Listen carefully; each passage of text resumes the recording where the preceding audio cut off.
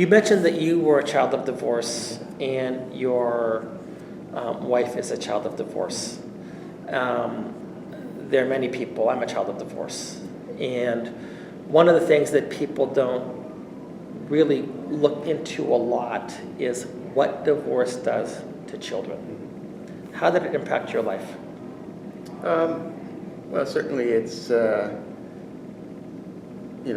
me, just that, the moving, not only did I have to move schools because of the divorce, but then additionally, 2 years after the divorce and we moved schools, then the school districts redistricted and I had to go to another school again. Yeah. So it's, that moving around and such is certainly,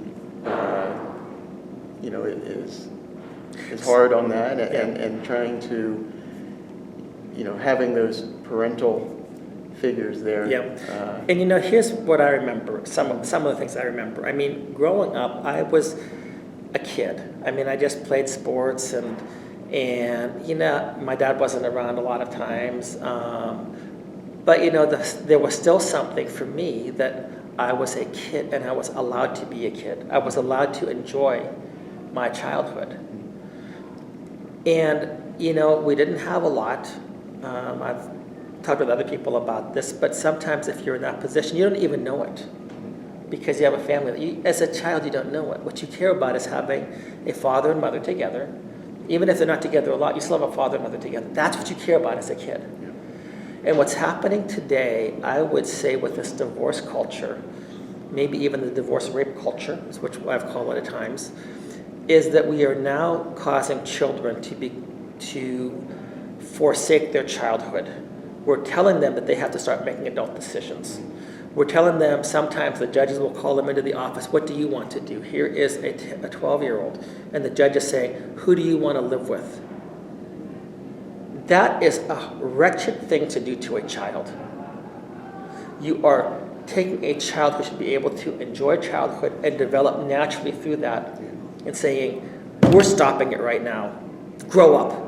It's abusive. You're putting parents in a position where, the children don't know the difference, and right. so a parent, one parent may, buy all kinds of things for that child and try to buy the love of that child. Yeah. And that's that's a terrible position to be in, and to have the children have to make a decision like that. Yeah.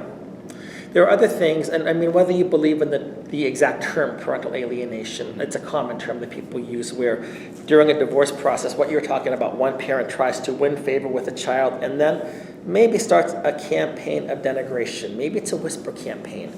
Well, your father wasn't this, your father wasn't that. Well, your mother wasn't this, your mother wasn't that. They're trying to put a child in a tug-of-war position. And unfortunately, this should never have happened, but it's a no-fault divorce, but everybody knows a no-fault divorce is fault. Everybody knows that. The kids know that. The kids make their own judgments, but now now they might be considering me guilty, so now we have to start the whisper campaign. And here's the real reason why. And the result is that it is a destruction. It's a wedge that sometimes completely destroys the parent-child relationship. I was talking with a lady last night, and, she was wonderful, wonderful lady, very talented, very smart, and her husband was also very smart as well, a genius as far as what she told me.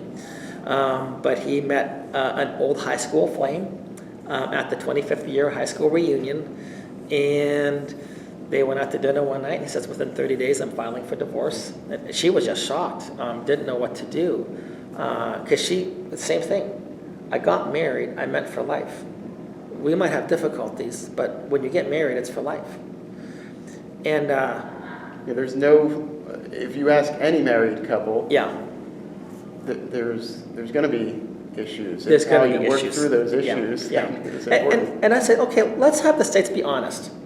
Why don't we have the states come up with this contract that says you can get married for 2 years. 2 years renewable contract. This is now an option because at least that way you have 2 years. You can plan 2 years ahead in advance. Or if you want, you can make it a 1-year contract, or you can make it, hey, maybe you want to make it a 30-day contract. 5-year contract. We will put a time limit on it and allow you to choose if you want to take that type of a contract. How many people do you think would get married under those conditions? Not many. Not many. Because most people, when they get married, there is the anticipation it's going to be for life. They're not going to say, we're going to get married for 8 years and then we're going to split up. If anybody told me that, I'd say, thank you, but no thank you. I want a family, and if this is an 8-year commitment, family is a lifetime commitment. And the states are enabling the destruction of families. We're certainly not upholding what they say is the policy of the state to support the families, as I said before. I don't want to bring your kids involved in it, so you don't have to mention anything here, but how are they adjusting to things right now? What are some of the things that you see them going through that? Well, what's interesting is,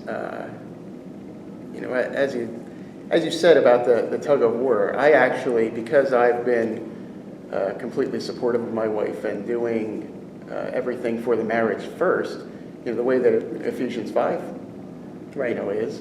Love your wives as Christ loved the church. That's been my stance all through this. Yeah. So I actually see that, with me, they're great. I have people all the time tell me how well behaved they are, how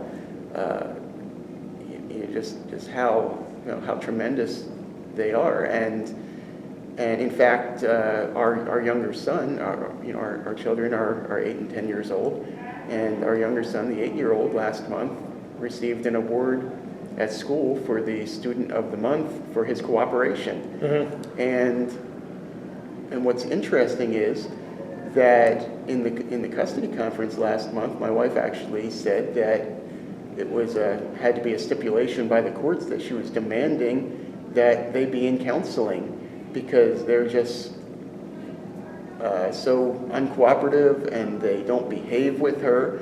And in fact, over the last 2 years, on several occasions, my wife had actually called me to come discipline them or to come take them away from that situation because she wasn't able to handle them. So the kids know, I think what's going on, and I think that they actually, in a sense, realize that mommy moved out, and I've talked to them about it to always be supportive to her. Yeah. And I constantly build her up to them, but they have this sense where they are misbehaving there. They say that, one or the other of them isn't disciplined.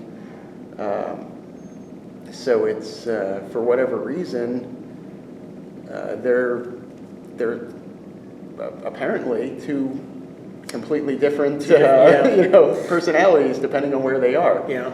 So there's another thing that I find too that, we've heard a lot of people talk about millennials, and I'm not talking about millennials. A lot of people, they say, they're just the quitting generation. There's no loyalty. And what I've started to say to people is, look at, if you've divorced, you've quit on your marriage. If you were the one that caused it, and now you're going to talk about your kids being quitters, you quit, you abandoned, you didn't work through it. Yeah. Ultimate hypocrisy. Mm-hmm. I understand that there's a lot of people that have divorce forced on them. And again, the state always sides with the person making any accusation.